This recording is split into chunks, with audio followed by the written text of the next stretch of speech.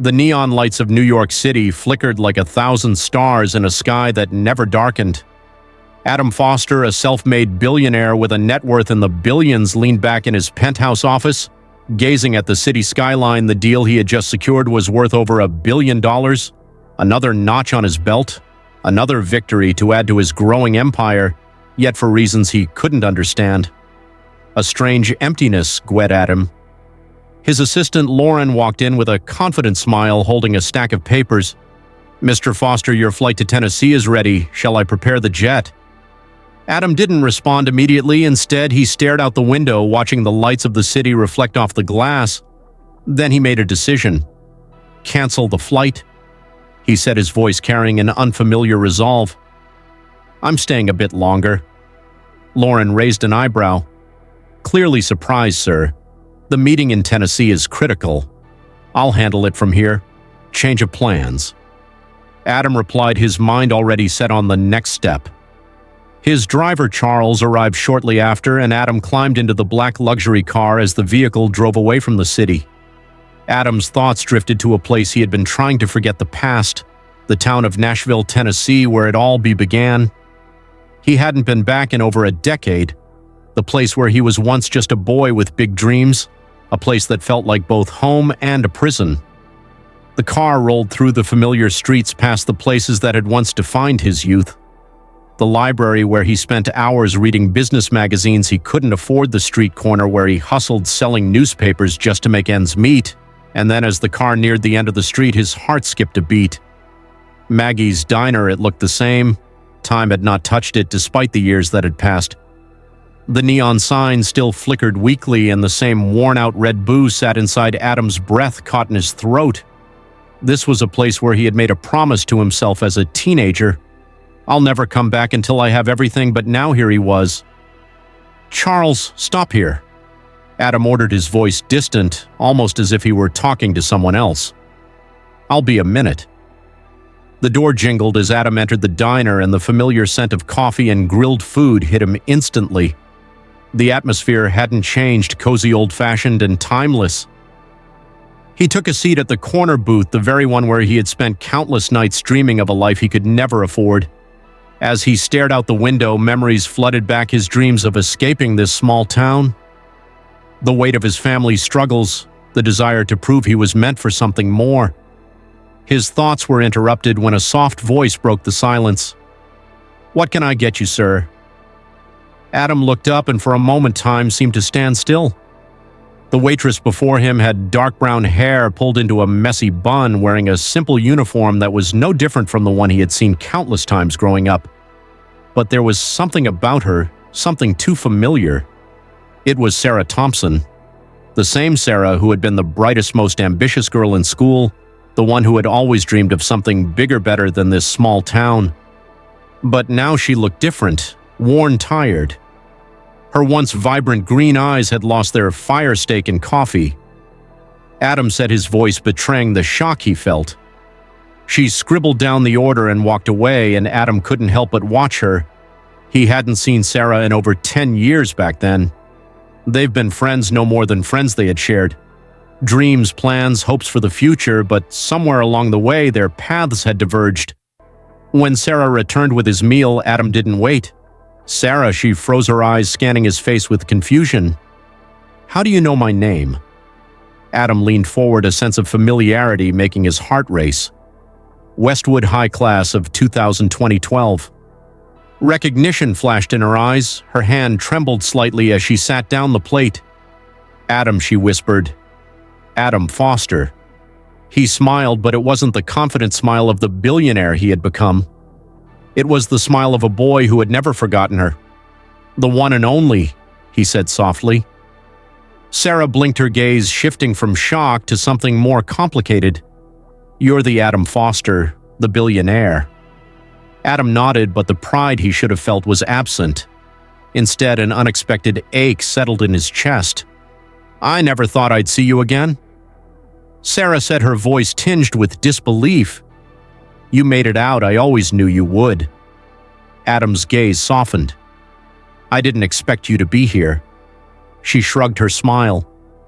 "Hollowell, some of us don't get." Second chances, do we?" They talked for hours, but as the conversation shifted, Sarah's demeanor changed. She became quieter, more guarded. Adam could sense that something was wrong, something she wasn't saying. Finally, he couldn't take it anymore. "Sarah, what happened to you? You were going to change the world." She hesitated, and then with a heavy sigh, she shared the painful truth. "My father passed away when I was in my second year at Harvard," Sarah said. Her voice shaky after that. Things fell apart. My mother got sick and I had to drop out to take care of her. My little brother was still in school and I had to provide for them. So I took any job I could find. And now I'm here working at Maggie's Diner, Adam's chest. Titan, he hadn't known the girl he had once admired. The one who had been so full of life and potential had been living a life full of pain and sacrifice. The girl who had always had the world at her feet was now struggling to survive. "And you're still here?" Adam said, his voice quiet. "Yeah," Sarah said with a bitter laugh. "Some dreams just aren't meant to come true." The next day, Adam couldn't stop thinking about Sarah. He was a billionaire, someone who could make anything happen, but he couldn't make her life better. Or could he? He decided to make an offer, a way to give her a second chance, just like he had been given, but he didn't want to do it. The easy way, he didn't want to. Simply throw money at the problem. He wanted to give her a real chance to change her life. 2 days later, Sarah found a black envelope under the windshield wiper of her car. The elegant gold ink on the front read, "Meet me at 9 a.m. Foster Enterprises." Her heart raised as she opened the letter. She didn't know what to expect, but curiosity got the better of her when Sarah walked into Adam's office. She was stunned by the view. The office was sleek, modern, and filled with luxury. The last time she had been in a place like this, it had been a dream. Adam was sitting behind a massive desk, but he stood when she entered. His gaze softened when he saw her. "Sarah," he said, his voice steady but kind, "I want to offer you a position at my company." Sarah's heart skipped a beat. A job, not just any job. Adam said, sliding a contract across the desk. "A managerial position. 6 figures, full benefits, and I'll cover your mother's medical bills, your brother's education, whatever you need." Sarah couldn't believe her ears. "Why are you doing this?" she asked, her voice breaking. Adam looked at her, his expression serious. "Because you deserve a second chance. You were always meant for more than this." Tears welled up in Sarah's eyes, and for the first time in years she felt hope. But just as Sarah began to find her footing, a new challenge emerged. Adam's business rival, a ruthless tycoon named Nathan Wallace, had gotten wind of Adam's involvement in Sarah's life. Nathan wasn't just after Adam's company, he was after Sarah too.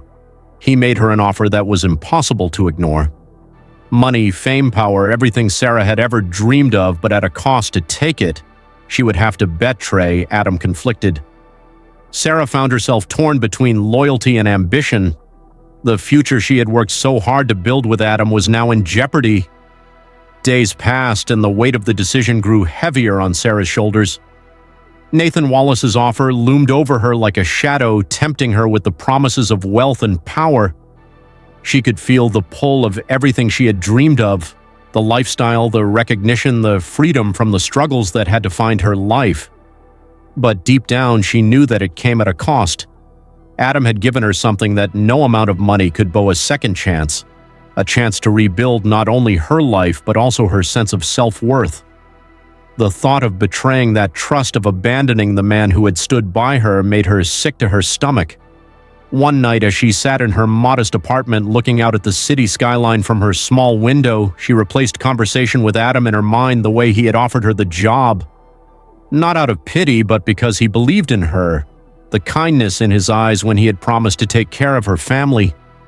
No one had ever treated her like that before, but now faced with Nathan's lavish offer, she was tempted to take the easy route. She could have everything she ever wanted. Instantly, all she had to do was say yes. The next morning, Sarah walked into Foster Enterprise as her footsteps echoed in the silent hallways as she made her way toward Adam's office. Her heart raised with every step. Torn between the world she knew and the world that awaited her as she chose Nathan's path, she couldn't bring herself to meet Adam's eyes, knowing the truth she was hiding. Adam stood up as she entered, his expression unreadable.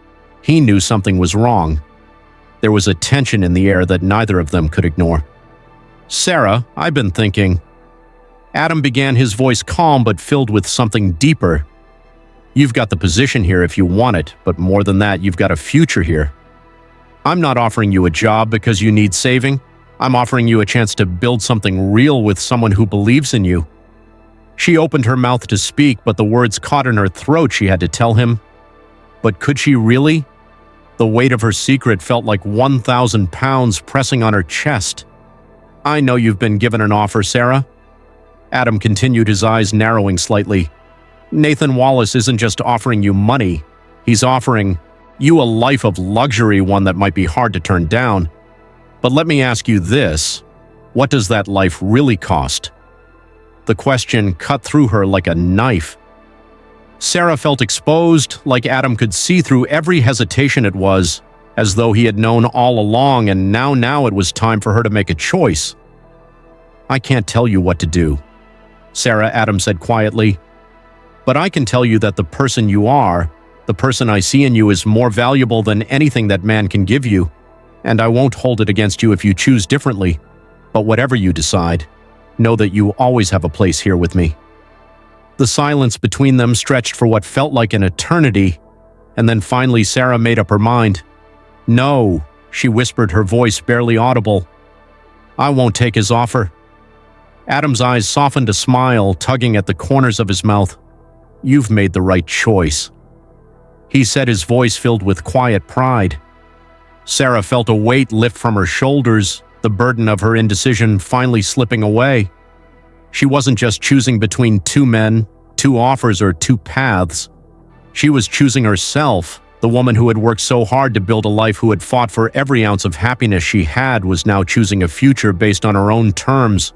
And with that, Sarah took her seat at the desk across from Adam, ready to embrace the life she had fought so hard for, knowing that it wasn't the easy road that would bring her fulfillment. It was the road that was true to who she was.